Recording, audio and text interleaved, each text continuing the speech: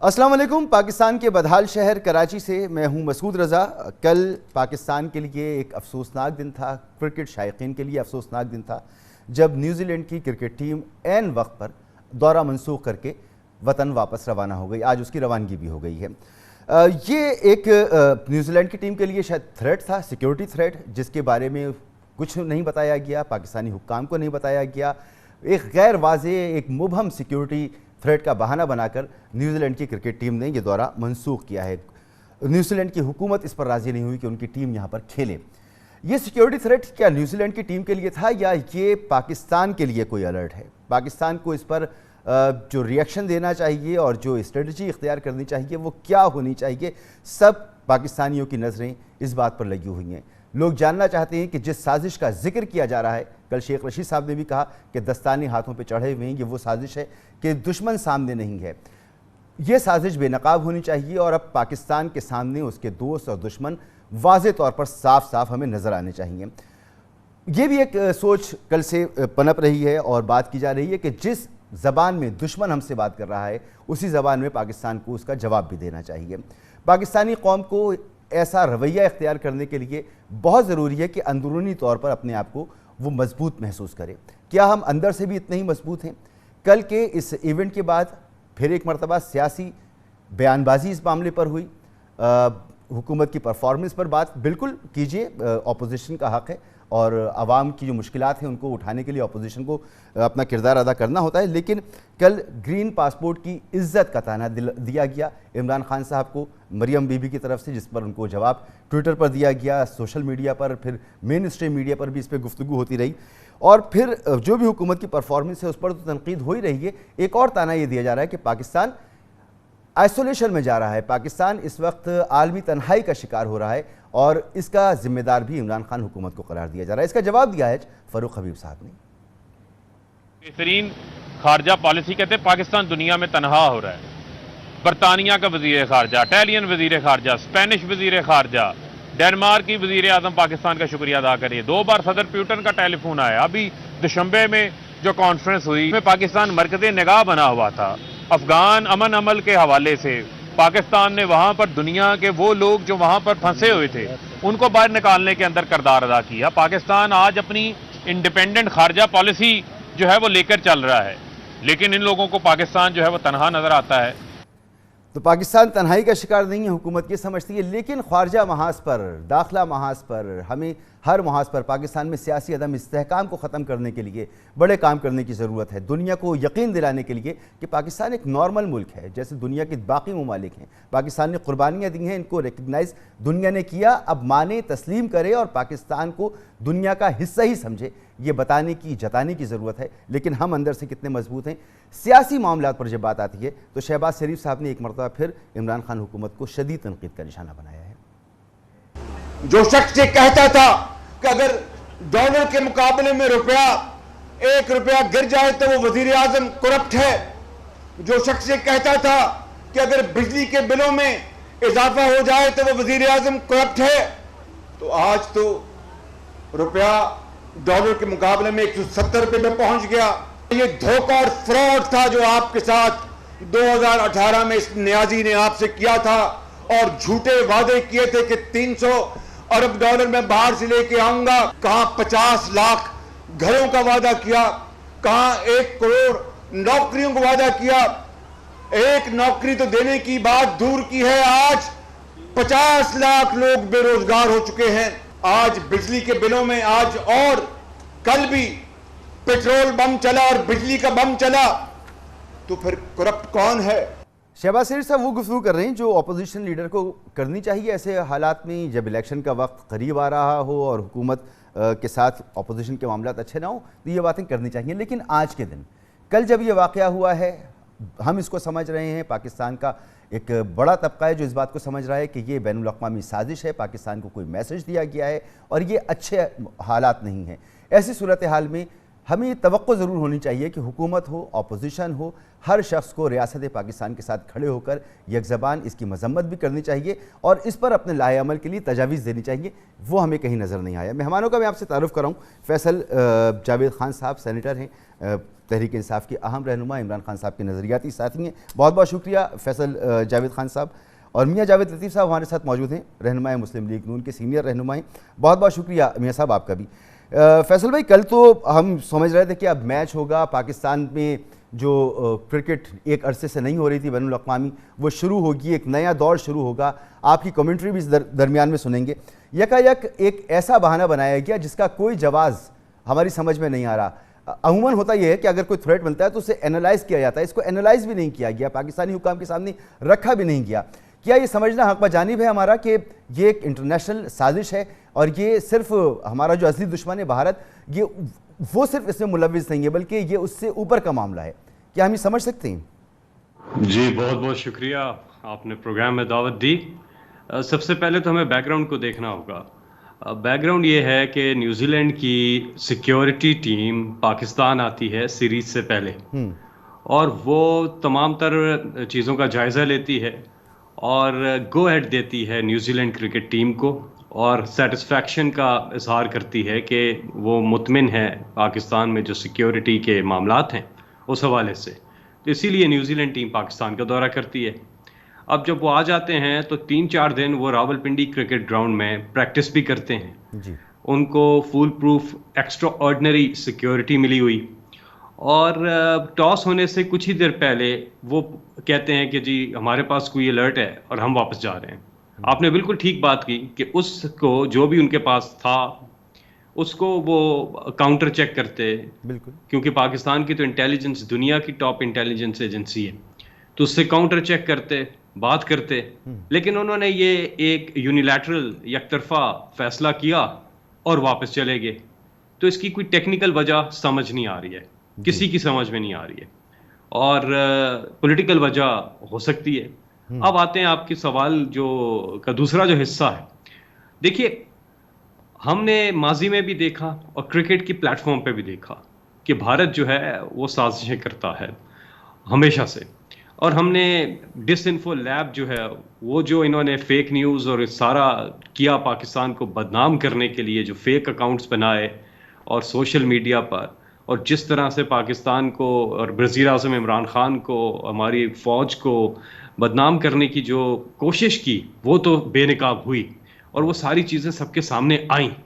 تو ان تمام تر چیزوں کو دیکھ کے، اور پھر بھارتی ایک جو اخبار ہے اس کی ویب سائٹ پر یہ ابھینندن مشرا نام سے کوئی بندہ ہے جس نے 21 اگست کو سنڈے گارڈین ان کا کوئی اخبار ہے، ویب سائٹ ہے، اس پہ اس نے لکھا کہ نیوزی لینڈ کرکٹ ٹیم میں face terror attack in Pakistan. یہ 21 اگست کو لکھا جب نیوزی لینڈ کی ٹیم آئی بھی نہیں تھی پاکستان. تو اس قسم کی چیزیں فیک نیوز پھیلا کر، چیزیں کر کے، یہ تو بھارت کرتا رہا ہے. تو اس چیز کو بالکل خارج از امکان قرار نہیں دیا جا سکتا، کیونکہ کوئی اور وجہ سمجھ نہیں آ رہی ہے. پولیٹیکل وجہ کے علاوہ کوئی اور وجہ سمجھ نہیں آ رہی ہے، ٹیکنیکل وجہ کوئی بھی نہیں تھی. ایک تشویش کی بات یہ ہے کہ بھارت یہ دباؤ ڈالتا رہا ہے پاکستان کے ساتھ کھیلنے والی ٹیموں پر کہ پاکستان کا دورہ نہ کریں، لیکن وہ ICC کے لیول پر وہاں دباؤ ڈالتا رہا ہے. لیکن ایسا ہو کہ کوئی ٹیم آ جائے، آنے کے بعد اس کو سیکیورٹی بھی اس کے لیے اطمینان بخش ہو، اس کی جو سیکیورٹی ٹیم آئے وہ اطمینان کا اظہار کرے، پریکٹس کرے یہاں پر، اور عین وقت پر انکار کر دے کھیلنے سے. یہ آپ کو نہیں لگتا کہ یہ بھارت سے بھی اوپر کے معاملات ہیں کچھ؟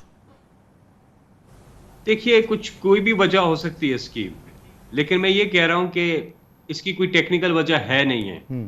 مطلب نیوزی لینڈ کا سیکیورٹی والا معاملہ، دیکھیے پاکستان کے حالات سیکیورٹی کے اس قدر امپروو ہو گئے ہیں، اس قدر بہتر ہیں کہ ہم نے ریسنٹلی بڑی بڑی ٹیموں کو ہوسٹ کیا پاکستان نے. South Africa, West Indies, Zimbabwe, Sri Lanka. England کی ایک کرکٹ ٹیم ہے MCC، برطانیہ کی کرکٹ ٹیم ہے، اس نے پاکستان کا دورہ کیا. PSL میں دنیا بھر سے پلیئرز آتے ہیں، مختلف ملکوں سے آتے ہیں، وہ آئے، کامنٹیٹرز آئے. KPL ہوئی مظفر آباد میں، کشمیر پریمیئر لیگ، پاکستان کا جو دنیا کے میگزینز ہیں جو ٹورزم کے اوپر، وہ لکھتے ہیں کہ پاکستان نمبر 1 ڈیسٹینیشن ہے ٹورسٹ کے لیے. اور یو این کے سیکرٹری جنرل جب آئے انہوں نے بھی کہا کہ Pakistan from terrorism to tourism phenomenal come back of Pakistan. تو پاکستان کے سیکیورٹی حالات تو بہت اچھے ہیں. ابھی آج ہی سائیکلسٹ آئے ہیں پاکستان، ٹھیک ہے نا، عورتیں آئی ہیں، فورن لیڈیز آئی ہیں پاکستان، اور وہ سڑکوں پہ گھوم پھر رہی ہیں، جگہ جگہ جائیں گی. تو اور بھی ٹورسٹ آتے ہیں پاکستان میں، اور سیکیورٹی کا کوئی مسئلہ ہی نہیں ہے پاکستان میں. اس میں تو بالکل دوسری رائے نہیں ہے. پاکستان کے حالات اب وہ نہیں ہیں، لیکن یہ جو ایک ڈرامہ رچایا گیا، جو دنیا کو ایک میسج دیا گیا، جو پاکستان کا نام بدنام کیا گیا، تو اس سازش کو بے نقاب تو کرنا ہوگا اور دنیا کو باور کرانا ہوگا کہ ہمارے ساتھ کوئی کھیل کھیلا گیا ہے، گھنونا کھیل کھیلا گیا ہے ہمارے ساتھ. بہت ہی زبردست بات کی آپ نے. یہی کرنا ہے، سب نے کرنا ہے، سب نے کرنا ہے. آپ نے کرنا ہے، میں نے کرنا ہے، آپ کے دوسرے مہمانوں نے کرنا ہے، سب نے کرنا ہے، سب نے کرنا ہے. ہم نے پاکستان کے کیس کو دنیا کے سامنے، حکومت تو اپنا کام کرے گی. گورنمنٹ لیول پہ کیا چیز ہوگی؟ ایک چیز ہوگی کہ ہم جو پی سی بی ہے وہ تو اس معاملے کو ٹیک اپ کر رہا ہے آئی سی سی کے ساتھ، ٹھیک ہے، وہ کرکٹ کی سطح پہ ہو گیا. گورنمنٹ دوسرے محاذ پہ، سفارتی محاذ پر اس چیز کو پوری طرح سے اٹھانے جا رہی ہے پوری دنیا کے سامنے. یہ کسی صورت ایکسیپٹیبل نہیں ہونا چاہیے ہمیں، کیونکہ ہم نے بہت مشکل ٹائم دیکھا اور اس سے ہم نکل کے ابھی آئے ہیں. ہم نے وہ ٹائم کس کے لیے دیکھا؟ دنیا کے امن کے لیے دیکھا. ہمارے لوگ شہید ہوئے، 80,000 سے زیادہ ہماری جانی نقصان ہوا، $123 بلین کا ہمیں مالی نقصان ہوا. ہماری فوج نے وہ جنگ جیتی جو دنیا کی کوئی فوج نہیں جیت سکتی تھی. یہ پاکستان نے مشکل وقت سے نکل کے دکھایا. بہت مشکل وقت تھا اور کسی اور کے لیے تھا، ہماری وجہ سے نہیں تھا، کسی اور کی وجہ سے تھا. لیکن پاکستان نے پھر بھی خطے کے امن کے لیے اور دنیا کے امن کے لیے بہت زیادہ کردار ادا کیا ہے. اور پھر افغانستان کے اندر جو کردار ادا کیا پاکستان نے امن کے لیے، ہمیشہ سے پاکستان نے امن کے لیے زبردست کاوشیں کی ہیں. بالکل ٹھیک. فیصل بھائی آپ کا پوائنٹ آ گیا. واپس آتا ہوں آپ کے پاس. میاں جاوید لطیف صاحب کو بھی شریک گفتگو کرو، اور مظہر عباس صاحب بھی ہمیں جوائن کر چکے ہیں. بہت شکریہ مظہر عباس صاحب. میاں جاوید لطیف صاحب، اب یہ جو صورتحال ہے اس میں اپوزیشن کیا کردار، کیونکہ کوئی آپ کا بھی کردار اس میں بنتا ہے. یہ وہ تمام کوششیں ہیں جو آپ کے دور میں ہوتی رہیں پاکستان میں امن لانے کے لیے. فوجی آپریشنز ہوئے آپ کے زمانے میں، آپ کی حکومت نے بڑی کوششیں کی. اس کو نیوزی لینڈ کی ٹیم نے اپنے ایک فیصلے کے ذریعے بڑی حد تک نقصان پہنچایا ہے. اور دنیا کو اب ہمیں یہ باور کرانا ہے کہ ہم ایک امن پسند پرامن ملک ہیں، جہاں بڑی گنجائش موجود ہے، جو کھیلوں سے محبت کرتے ہیں، جہاں پر ٹورزم ہو سکتا ہے. تو دنیا کے ساتھ جڑا ہوا ہے پاکستان، دنیا سے کوئی علیحدہ نہیں ہے. اپوزیشن اس میں کیا کردار ادا کر سکتی ہے؟ دیکھیں مسعود، میں پہلے تو یہ عرض کروں گا کہ یہ حکومت وقت کی بدنامی یا امیج خراب ہونے کی بات نہیں ہے. یہ پاکستان کا امیج خراب ہوا ہے. اور یہ پہلا موقع ہوگا دنیا میں کہ کسی ملک میں کوئی ٹیم چلی جائے دوسرے ریاست کی، اور جانے کے چند منٹ پہلے جب کھیل شروع ہونے والا ہو اس وقت وہ ریفیوز کر دے کہ یہاں سیکورٹی تھریٹ ہے لہٰذا ہم نہیں کھیلیں گے. یہ پاکستان کا امیج خراب ہوا ہے، یہ ہم سب کی بدنامی ہوئی ہے. مگر یہاں میں یہ بالکل کہنے کے لیے تیار نہیں ہوں جو عمران خان صاحب کہا کرتے تھے. ابھی بات کی جاوید صاحب نے کہ اپوزیشن کا یا دیگر جو سٹیک ہولڈر ہیں سب کی یہ ذمہ داری ہے. ہاں یقیناً ہم سب کی ذمہ داری ہے پاکستان کا امیج درست کرنے کی. مگر یہ تو تھوڑا سوچیں کہ جب اپوزیشن میں عمران خان ہوتے ہیں تو کہتے ہیں یہ کھنڈرے کھلاڑی جو کھیلنے کے لیے یہاں آتے ہیں ان کے بارے میں یہ کہا کرتے تھے ریلو کٹھے اور پٹیچر. اور آج ہم تو یہ کہنے کے لیے تیار نہیں ہیں اور نہ ہم کہیں گے. آپ ہمیں صرف یہ سوال کا جواب دیں. یہ قوم آپ سے سوال کرتی ہے کہ آپ کے وزیر داخلہ اگر کہتے ہیں کہ دستانے پہنے ہوئے جو لوگ ہیں انہوں نے سازش کی ہے، تو بھائی اس سازش کو بے نقاب کرنا بھی تو آپ کی ذمہ داری ہے. حکومت وقت آپ ہیں، آپ کسی کو بے نقاب کرتے ہو کہ اس کی سازش ہے، اس کے پیچھے پوری قوم کھڑی آپ کے نہیں ہوتی تو پھر تو آپ کو گلہ ہے. مگر آپ صرف یہ کہہ دیں کہ یہ سیاسی ایشو ہے، یہ پولیٹیکل سازش ہے. کون سی پولیٹیکل سازش ہے؟ اس کے پیچھے کون ہے یہ بھی بتا دیں آپ قوم کو. آپ حکومت وقت ہیں. اور چوتھی بات میں یہ عرض کروں گا کہ دیکھیں پاکستان کے اندر ہم بار بار یہ کہتے آئے ہیں اور ہمارا یہ جماعت کا موقف رہا ہے کہ یہ ضروری نہیں ہے کہ کوئی ہمیں پسند نہ کرے، کوئی ریاست اپنی ٹیم کو، قومی ٹیم کو پاکستان بھیجنا تو ہم ان کی منت سماجت کرتے رہیں کہ نہیں آپ لازم آؤ.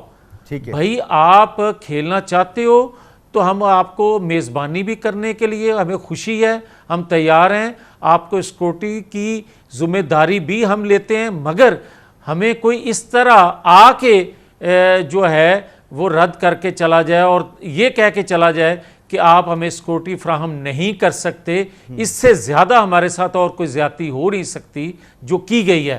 تو اس کے لیے میں یہ کہوں گا کہ قومی ایشوز پر تھوڑا سا سیکیورٹی پر، ان کی یہاں مہمان نوازی پر کوئی کسر اٹھا نہیں رکھی پاکستان نے. انہوں نے جو کیا یک طرفہ فیصلہ کیا اور غلط انداز میں کیا. بالکل یہ بات درست ہے اور اس کی ہم ساری قوم ایز اے قوم اس کی مذمت کرتے ہیں کہ یہ ہمارے ساتھ زیادتی کی گئی ہے. مگر میں یہ عرض کروں گا کہ جو بھی حکومتیں وقت ہوتی ہے، میں آج کی بات نہیں کرتا، اس سے پہلے بھی حکومتیں رہی ہیں، اس کے بعد بھی کوئی آئیں گی، ہم رہیں نہ رہیں، مگر بات سیدھی سی ہے کہ جو حکومتیں وقت ہوتی ہے اس کی زیادہ ذمہ داری ہوتی ہے نیشنل ایشوز پر قوم کو اکٹھا کرنا. بالکل بالکل میاں صاحب آپ کا پوائنٹ بالکل سامنے آ گیا. میں یہی سوال جو ہے مظہر عباس صاحب کے سامنے رکھتا ہوں. مظہر عباس صاحب، ابتدا میں بھی میں نے بات کی اور اس وقت میاں جاوید لطیف صاحب بھی فرما رہے کہ اگر کسی نے سازش کی ہے تو وہ سازشی چہرہ سامنے ہونا چاہیے تاکہ پوری قوم یکجٹ ہو کر جو بھی لاہ عمل اختیار کیا جاتا ہے اور جو ڈائریکشن ہمیں اختیار کرنی چاہیے اس کا فیصلہ کر سکیں. تو یہ گمنام دشمن کے خلاف تو جنگ نہیں ہو سکتی نا. تو اب جب شیخ رشید صاحب نے کہا ہے کہ یہ دستانے ہاتھوں پہ چڑھائے لوگ ہیں جنہوں نے سازش کی ہے، تو یہ دستانے اتارنے ہوں گے، حکومت کو سامنے لانا ہوگا کہ کون ہے پاکستان کا دشمن اور کون ہے پاکستان کا دوست. دیکھیں مسعود، ایک تو یہ کہ ظاہر ہے انتہائی افسوسناک بھی ہے، بہت زیادہ افسوس ہوا، دکھ بھی ہوا، دھچکا بھی لگا. یہ ساری باتیں اپنی جگہ بالکل 100% درست ہیں اور کبھی بھی یونیلیٹرلی اس طرح کوئی ٹیم نے آج تک فیصلہ نہیں کیا کہ یونیلیٹرلی اچانک آپ کو کوئی تھریٹ کا وہ ملا اور اس کے بعد آپ چھوڑ کر چلے گئے ہیں. اس پہ ظاہر ہے پاکستان پرائم منسٹر نے نیوزی لینڈ کی پرائم منسٹر کو بھی فون کیا. اب پرائم منسٹر ان کو ریکویسٹ ہی کر سکتے تھے. نیوزی لینڈ کی پرائم منسٹر کو بھی ہم اس طریقے سے نہیں کہہ سکتے کیونکہ انہوں نے ظاہر ہے اپنے ہائی کمیشن اور اپنی ٹیم اور وہاں جو یہاں جو انٹیلیجنس کے ان کے لوگ تھے ان کی رپورٹ پہ ہی جانا تھا. دیکھیے ہمیں تھوڑا سا جذبات سے ہٹ کے بھی ذرا اس کو دیکھنا پڑے گا. سوال یہ ہے کہ 13 سپتمبر کو additional I G police Punjab ایک تھریٹ الرٹ جاری کرتے ہیں، ایک جنرل تھریٹ الرٹ جاری کرتے ہیں. اس میں مجھے بتائیں اس کے ٹائٹل پہ یہ لکھنے کی کیا ضرورت تھی کہ regarding New Zealand cricket team. جب آپ یہ لکھتے ہیں تو آپ آلریڈی ایک پرسپشن ڈیولپ کر رہے ہیں کہ جی کوئی تھریٹ ہے. جب آپ یہ لکھیں گے اور یہ ظاہر ہے جب آپ یہ چیز سرکولیٹ ہوگی تو یہ چیز ان کے ڈریسنگ روم تک بھی جائے گی. ٹھیک ہے. ان کی بھی مینجمنٹ جو سیکورٹی ٹیم ہے ان تک بھی پہنچے گی. ہم یہ سوچتے ہی نہیں ہیں. ایک تو یہ آج تک مجھے یہ جنرل تھریٹ کا مقصد سمجھ میں نہیں آیا سوائے اس کے یا تو یہ اپنی نوکری بچانے کے لیے ہوتا ہے یا کارکردگی دکھانے کے لیے ہوتا ہے. ورنہ جنرل تھریٹ کیا چیز ہوتی ہے؟ ایک اسپیسیفک تھریٹ ہوتی ہے کہ آپ کو پتا ہو کہ کہاں ہو سکتا ہے واقعہ، اس کے لیے وہ جنرل تھریٹ تو ہر جگہ موجود ہے مظہر عباس صاحب. وہ تو جنرل تھریٹ میں آپ کو یہ لکھنے میرے بھائی تو جنرل تھریٹ میں لکھنے کی کیا ضرورت ہے کہ regarding New Zealand cricket team. جب آپ یہ چیز لکھتے ہیں اور یہ شیخ رشید صاحب اپنے جذباتی بیانات ضرور دیں لیکن یہ تو پوچھیں کہ یہ کس لیے لکھنے کی ضرورت تھی، اس کی وجہ کیا تھی، کوئی اس طرح کا تھریٹ. اب ہمیں دیکھیں، مجھے آپ کو ایون فیصل جاوید کو ہم میں سے کسی کو نہیں پتا کہ نیوزی لینڈ کی جو انٹیلیجنس ہے یا جو بھی ان کی انٹیلیجنس کی وہ تھی ان کے پاس اسپیسیفک کیا چیزیں ہیں. بالکل یہ ہمیں نہیں پتا. میرا خیال ہے ہماری انٹیلیجنس ایجنسیز کی شیئرنگ کا ہمیں نہیں پتا اس طرح، کیونکہ یہ بات چیزیں ایسی ہوتی ہیں جو سیکرٹ ہوتی ہیں.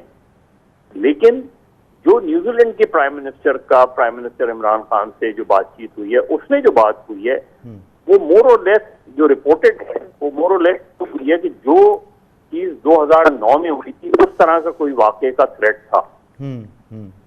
تو اگر یہ بات اس میں کہیں شواہد ہیں، اس کے شواہد ہیں جو کہ ہمیں کسی کو نہیں پتا. مظہر صاحب آپ ایک بہت ہی سینئر جرنلسٹ ہیں اور اس طرح کے معاملات کئی مرتبہ زندگی میں آپ کے سامنے سے گزرے ہوں گے. جب کوئی تھریٹ آتا ہے تو اسے انالائز کیا جاتا ہے، اور انالائز کرنے کے لیے سب سے پہلے جو آپ جس زمین پر موجود ہیں وہاں کی سیکیورٹی ایجنسیز، وہاں کے حکام کے ساتھ انہیں سیریسلی اس کو ڈسکس کیا جاتا ہے، بتایا جاتا ہے. تو ایسی کوئی صورت اس پورے معاملے میں نظر نہیں آئی. تو یہ مشکوک نہیں ہو جاتا یہ معاملہ؟ نہیں، دیکھیے انہوں نے جہاں تک میری انفارمیشن ہے، انہوں نے صبح ارلی مارننگ انہوں نے جو ہے وہ وسیم خان صاحب کو فون کر کے یہ بتایا تو تھا کہ ہم واپس جا رہے ہیں اور یہ سچویشن ہے.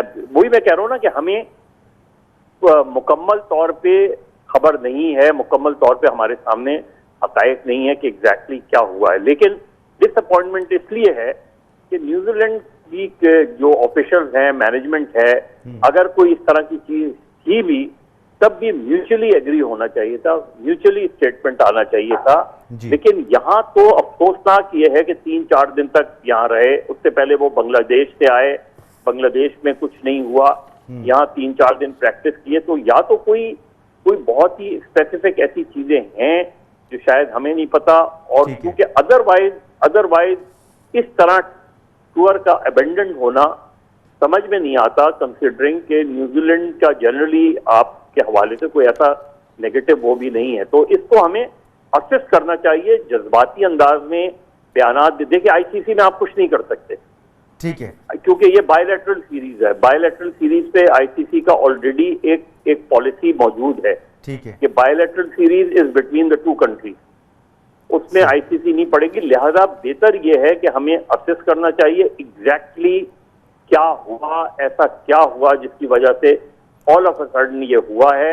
اور اگر یہ ساری چیزیں بیس لیس ہیں تو then we launch a strong protest with New Zealand cricket. بالکل، اور وہ اسی وقت ممکن ہے جب ہمیں پوری معلومات ہوں اور ایک کسی نتیجے پر ہم پہنچیں، اور اس کے بغیر تو پالیسی بھی نہیں بنتی. جہاں ہم سب تیار بیٹھیں کہ اس کا دفاع بھی کریں، اس پر بات بھی کریں، ہمارے ساتھ سازش ہوئی ہے تو اس کو بے نقاب بھی کیا جائے، تو اس میں حکومت وقت کی بڑی ذمہ داری ہوتی ہے. لیکن جو سیاسی ٹمپریچر ہے وہ شاید اس بات کی اجازت نہیں دیتا کہ قوم اس طرف زیادہ دیر سوچ سکے. شہباز شریف صاحب کی جو میں نے آپ کو ابھی گفتگو سنائی، وہ صاف ظاہر ہے کہ کنٹونمنٹ بورڈ کے جو الیکشنز ہیں اس کے بعد ان کا مورال کتنا بلند ہو چکا ہے، اور جو مہنگائی ہے اور جو مسائل ہیں حکومت کے ساتھ اس کی گورننس کو لے کر، اس کو کیش کرنے کے لیے اپوزیشن کتنی بےتاب ہے. ایک بریک کے بعد اس سے بھی بات کرتی ہیں.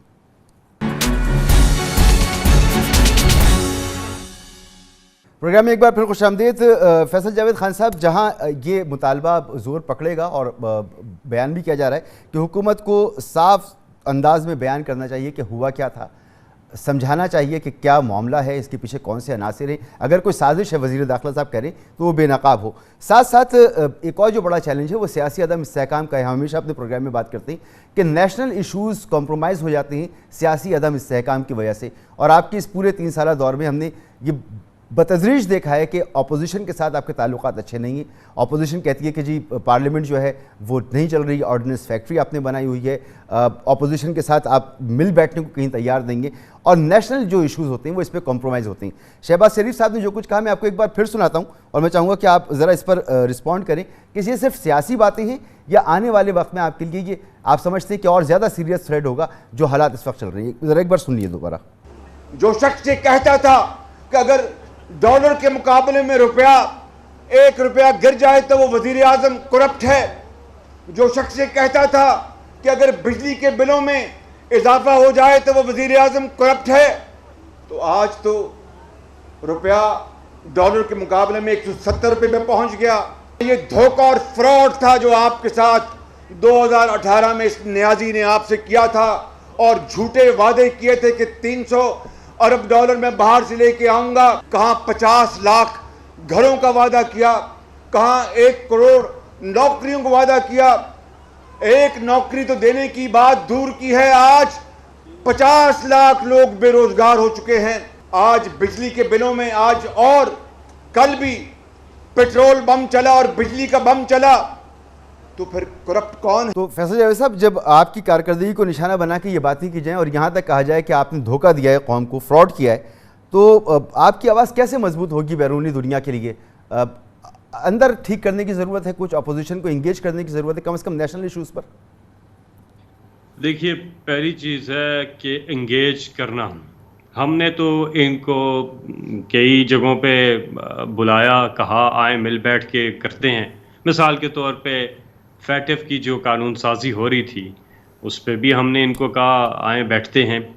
لیکن یہ ہر جگہ پہ جہاں جہاں ہم ان کو دعوت دیتے ہیں, الیکشن ریفارمز کے اندر ہم نے کہا, کرونا مینجمنٹ کمیٹی وہاں پہ ہم نے ایک فورم بنایا, پارلیمنٹری کمیٹی بنائی کرونا کے اوپر, جب کرونا آیا وہاں پہ ہم نے کہا ہمارے ساتھ بیٹھیں. جو بھی عوامی باقی چیزیں ہیں اس پہ ہم کہتے ہیں, مہنگائی کے ایشو پہ ہم کہتے ہیں آئیں, چیزوں باقی جو کمیٹیز کے اندر سینٹ ہو گیا یا نیشنل اسمبلی ہو گئی, اس کے اندر جو لیجسلیشن کا کام ہو رہا ہوتا ہے اس کے اندر بھی ہم کہتے ہیں بیٹھیں. لیکن ہر جگہ پہ یہ ایک چیز ہی لے آتے ہیں اور وہ پیپر ہے, وہ ڈیمانڈز ہیں ان کی. یہ 38 نیب آرڈیننس میں 38 میں سے 34 شکے کہتے ہیں ہماری مرضی کی کریں تو تب ہم آپ کے ساتھ بیٹھیں گے. اب دیکھیے قوم کو یہ پتہ ہونا چاہیے کہ یہ کیسے کر دیں عمران خان. یعنی کہ 34 شکیں اور ہر ایک شک کے پیچھے انہی کے کرپشن کے کیسز ختم ہوتے ہیں. یعنی کہ 34 شکیں چینج کرنے کا مطلب مفاہمتی آرڈیننس ان کے ساتھ سائن کر لیں جو جناب مشرف نے سائن کیا تھا, NRO, یعنی کہ وہ ان کے ساتھ سائن کر لیں کہ آپ کے کیسز ہم معاف کر دیتے, آپ ہمارے ساتھ بیٹھ جائیں. یہ تو ملک کے ساتھ زیادتی ہوگی نا, ایسا نہیں ہو سکتا. آپ اداروں میں کیسز ہیں چل رہے ہیں, ہم نیب کے اندر جو آپ نے 34 اپنی مرضی کی ترامیم دی ہیں اس سے ہم کہتے ہیں آپ چیزوں کو مشروط مت کریں, اس سے مشروط مت کریں. الیکشن ریفارمز EVM میں ابھی تک انہوں نے نہیں بتایا کہ کون سا بٹن خراب ہے مشین کے اندر, مشین کو دیکھا بھی نہیں ہے, اس کو ٹیسٹ کرنا تو دور کی بات, اس کو دیکھا بھی نہیں ہے. اس کو دیکھ تو لو, اس کو ٹیسٹ کر لو, چیک کر لیں.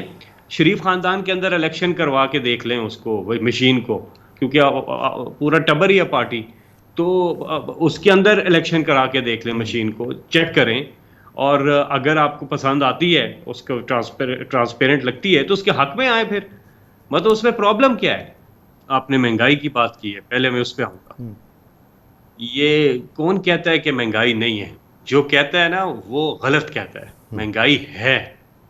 میں سمجھتا ہوں کہ یہ کہہ دینا کہ مہنگائی نہیں ہے یہ مناسب بات نہیں ہے. اگر کوئی کہتا ہے ایسا, عوام میں جائیں آپ, پتہ چلے مہنگائی ہے, بالکل ہے, اور ہمیں احساس بھی ہے کہ مہنگائی ہے, اور پوری دنیا میں اس وقت مہنگائی ہے. اس کے باوجود اللہ کا خاص کرم ہے پاکستان پر کہ پاکستان اس وقت دنیا کا رہنے کے لحاظ سے سب سے سستا ملک ہے. لیکن میری بات میں یہ مت سمجھیے گا کہ میں کوئی ایسی چیز کہہ رہا ہوں کہ مجھے احساس ہی نہ ہو کسی, نہیں.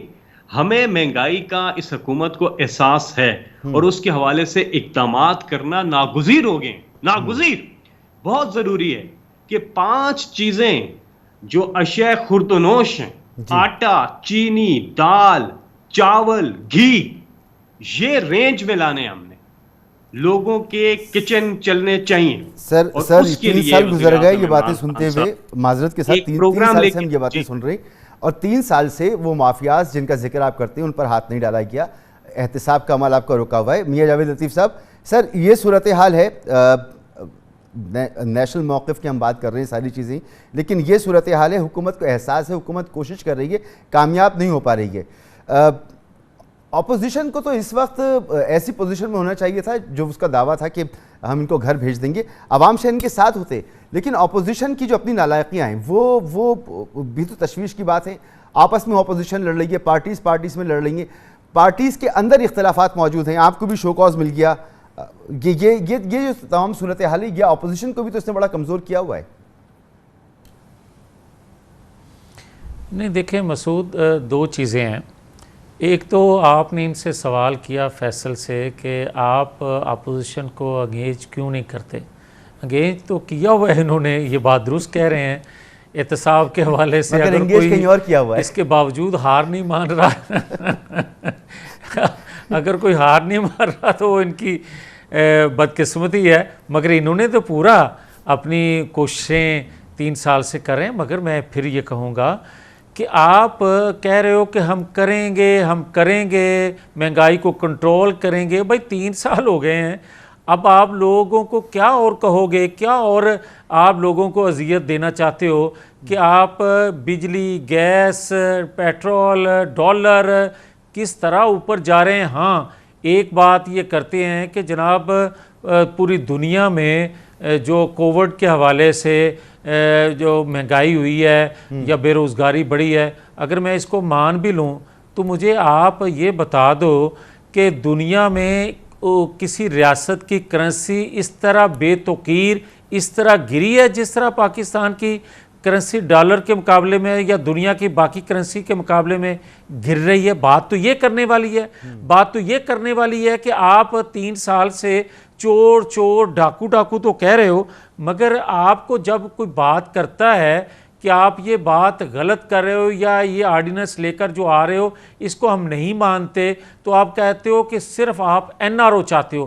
چلیں اپوزیشن کے لوگ جن کو آپ نے احتساب کے انتقام میں رگڑا دیا ہوا ہے, آپ ان کو چھوڑ دو. آپ میڈیا ڈیولپمنٹ اتھارٹی بل جو آپ لے کر آ رہے تھے, آپ مجھے یہ بتاؤ کہ کیا میڈیا کے لوگ صحافی جو ہیں کیا وہ بھی آپ سے NRO چاہتے ہیں؟ آپ ان کی بھی بات ماننے کے لیے سننے کے لیے تیار نہیں ہو. آپ یہ بار بار جب ذکر کرتے ہو کہ ہم تو اپوزیشن کو اعتماد میں لینا بھائی اپوزیشن کو آپ چھوڑ دو. آپ صرف یہ بتاؤ کہ آپ نے 3 سالوں کے اندر جو تیر چلایا ہے, جو سرخاب کا پر پاکستانی قوم کے سر پہ سجایا ہے, جس پر آپ ناز کر سکتے ہو, کوئی ایک کام بتا دو کہ آپ نے یہ ریلیف کا کام کیا ہے جس سے قوم خوش ہے آپ پہ. وہ تو آپ سوالات ہر روز اٹھتے ہو نیا جھوٹ بولتے تحریک ہو. انصاف کی حکومت سے ان کے نمائندوں سے یہ سوال تو ہم پوچھتے ہی ہیں. آپ سے ہم یہ پوچھتے ہیں نا کہ آپ تو آپس میں دستوں گریباں نظر آ رہے ہیں, آپ کی اپنی پارٹی میں دیکھیں تو ایشوز موجود ہیں. بیانیے کی ایک جنگ چل رہی تھی, پھر شو کاز نوٹس تک بات پہنچ گئی. پہلے شاہد خاقان عباسی صاحب کا ذکر ہو رہا تھا, پھر آپ تک معاملہ آ گیا. شہباز شریف صاحب کچھ کہہ رہے ہیں, نواز شریف صاحب کچھ کہہ رہے ہیں. تو ایسی اپوزیشن حکومت کو کیا ٹف ٹائم دے گی سوائے زبانی کلامی باتوں کے؟ مگر پھر بھی جو ریزلٹس آئیں الیکشن کے وہ تو الارمنگ ہونے چاہیے, اور اس پر حکومت کو سوچنا چاہیے کہ 3 سال کی جو ان کی کارکردگی ہے وہ کیا رہی. اس پر میں تجزیہ حاصل کروں گا ایک بریک کے بعد. جناب مظہر عباس صاحب کا ایک مختصر سے بریک کے بعد. پروگرام میں ایک بار پھر خوش آمدید جناب مظہر عباس صاحب. سر, پاکستان کو جو بیرونی چیلنجز درپیش ہیں, جو اندرونی چیلنجز درپیش ہیں, اس میں سیاسی عدم استحکام جو ہے وہ ہمیشہ ایک بڑا خطرہ نظر آتا ہے. وہ بدرجہ عدم موجود ہے, آج بھی موجود ہے. ایسے موقع پر حکومت کی جو ذمہ داری ہونی چاہیے تھی, اپوزیشن جماعتوں کو کسی حد تک ساتھ لے کے چلنا چاہیے تھا اور نیشنل ایشوز پر انہیں ایک موقف پر رکھنا چاہیے تھا. اس میں حکومت کی کوششیں کتنی بارآور رہی ہیں, وہ کامیاب رہی ہے, یا کوششیں اس نے کی بھی ہیں, یا آپ سمجھتے ہیں کہ اس نے یہ کوششیں کی ہی نہیں ہیں؟ دیکھیں دونوں ہی ذمہ دار ہیں. دیکھیے اس کی وجہ یہ ہے کہ جب پارلیمنٹ میں آپ بیٹھتے ہیں تو پارلیمنٹری کمیٹی سب سے بہتر فورم ہوتا ہے, کیونکہ اس میں دونوں جماعتوں کے موجود ہوتے ہیں. چاہے وہ پبلک اکاؤنٹ کمیٹی دیکھ لیں, آپ فورن افیئرس کی کمیٹی دیکھ لیں, لیکن بیسکلی انگیج کرنے کی ذمہ داری جو ہوتی ہے وہ گورنمنٹ کی ہوتی ہے. اور جب آپ انگیج کرنے کا سب سے بہتر طریقہ یہ ہوتا ہے کہ سب سے پہلے ٹیمپریچر کو کول ڈاؤن کریں, اور اس کا طریقہ یہی ہے کہ آپ اپنے بیانات میں توازن لے کر آئیں. جب آپ بیانات میں توازن نہیں لائیں گے اور آپ آستینیں چڑھا کے بات کریں گے تو پھر ظاہر ہے پھر وہ چیزیں دوسری طرف سے بھی وہی جواب آئے گا. دوسری طرف سے جو جواب آتا ہے, سوال کیا جاتا ہے, اس کی بھی لینگویج ویسی ہی ہوتی ہے. تو جب تک ہم اپنی زبانوں کو کنٹرول نہیں کریں گے تو میرا خیال ہے ہم وہ بریک تھرو کر ہی نہیں پائیں گے. بہت شکریہ مظہر عباس صاحب. وقت میرے پاس ختم ہو گیا. فیصل جاوید خان صاحب آپ کا بھی بہت شکریہ. میاں جاوید لطیف صاحب آپ کا بھی بہت بہت شکریہ. اور کل حاصل یہی ہے تمام گفتگو کا کہ اگر ہمیں دنیا کی آنکھوں میں آنکھیں ڈالنی ہیں تو اپنے آپ کو اندر سے مضبوط کرنا ہوگا. نیشنل ایشوز پر ہمیں ساتھ کھڑا ہونا ہوگا. یہ جس سیاسی عدم استحکام کا میں ذکر کر رہا ہوں اس کو ختم کرنا ہوگا. اختلافات بالکل رکھیے, لیکن نیشنل ایشوز پر ایک زبان ایک بیانیے کے ساتھ ہمیں سامنے آنا چاہیے. اجازت دیجیے, اللہ حافظ.